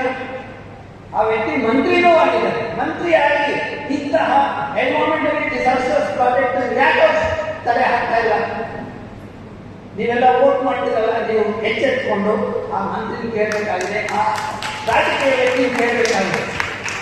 ಮತ್ತೆ ಪ್ರತಿಯೊಬ್ಬ ಪರ್ ಕ್ಯಾಪಿಟಲ್ ಆನ್ಯುವಲ್ ಇನ್ಕಮ್ ನಮ್ಮ ಅಗನಾಶ್ರೀಲಿ 75,000 ಇದ್ರೆ, ಈ ಪ್ರದೇಶದಲ್ಲಿ 45,000 ರೂಪಾಯಿ ಇದೆ ಶರಾವತಿ.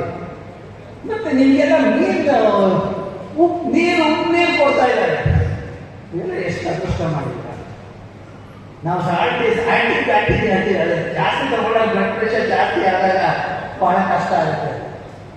ನಾನು ಇಷ್ಟು ಹೇಳಿ, ನಾವು ಸಮಾಜದ ಒಳಿತಿಗಾಗಿ ಮಾಡಿದ ವಿಜ್ಞಾನ, ಸಮಾಜದ ಒಳಿತಿಗಾಗಿ ನಾವು ಹೋರಾಡಲು ಸಿದ್ಧರಿದ್ದೇವೆ.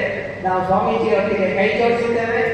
ಪ್ರತಿಯೊಬ್ಬ ಸಮಾಜದಲ್ಲಿರುವ ಪ್ರತಿಯೊಬ್ಬರ ಜೊತೆ ನಾನು ಮತ್ತು ನನ್ನ ವಿದ್ಯಾರ್ಥಿಗಳು ಕೈ ಜೋಡಿಸ್ತೀವಿ. ನನ್ನೊಟ್ಟಿಗೆ ಇಬ್ಬರು ವಿದ್ಯಾರ್ಥಿಗಳು ಬಂದಿದ್ದಾರೆ, ನಾವೆಲ್ಲ ಕೈ ಜೋಡಿಸಿದ್ದೀವಿ. ಈ ಪ್ರದೇಶದಲ್ಲಿ ದುರಂತ ಆಗಲಿಕ್ಕೆ ನಾವು ಬಿಡೋದಿಲ್ಲ. ಹಳಪ್ನವರು ಇದ್ದಾರೆ, ಅವರು ಬಿಡೋದಿಲ್ಲ. ನಾವೆಲ್ಲ ಸೇರಿ ಈ ಪ್ರದೇಶದ ಸಂರಕ್ಷಣೆ ನಾವು ಮಾಡ್ತೀವಿ ಅಂತ ನಮ್ಮ ಅಧಿಕಾರಿಗಳು ಸತತವಾಗಿ ಅವ್ರಿಗೆ ಪಂಪ್ ಮಾಡ್ತಾ ಇದ್ದಾರೆ. ಇನ್ಫಾರ್ಮೇಶನ್ ಸ್ಟೋರೇಜ್ ಪಂಪ್ ಮಾಡಿದಾಗಿದೆ. ಸ್ವಾಮಿ, ನಾನು ಪ್ರೆಸೆಂಟೇಷನ್ ನಿಮ್ಗೆ ಚೇಂಜ್ ಮಾಡ್ತೀನಿ, ನೀವು ನೋಡ್ಕೊಳ್ಳಿ. ಆಮೇಲೆ ಏನಾದ್ರು ಕ್ಲಾರಿಫಿಕೇಶನ್ ಇದೆ ಹೇಳಿ, ನಾನು ಬರ್ತೇನೆ. ಇವರು ಕೊಡೋ ರಾಂಗ್ ಇನ್ಫಾರ್ಮೇಶನ್ ಇಂದ ನೀವು ಈ ಪ್ರಾಜೆಕ್ಟು ಈ ಜಿಲ್ಲೆಯಲ್ಲಿ ಬರಲಿಕ್ಕೆ ಬಿಡಬೇಡಿ. ಜಗ ಬೆಳೆದು ಚಿಗುರಿದರೆ ಶಾಸ್ತ್ರ ಕರಟಿರಬಹುದೇ, ನಿಗಮ ಸಂತತಿಗೆ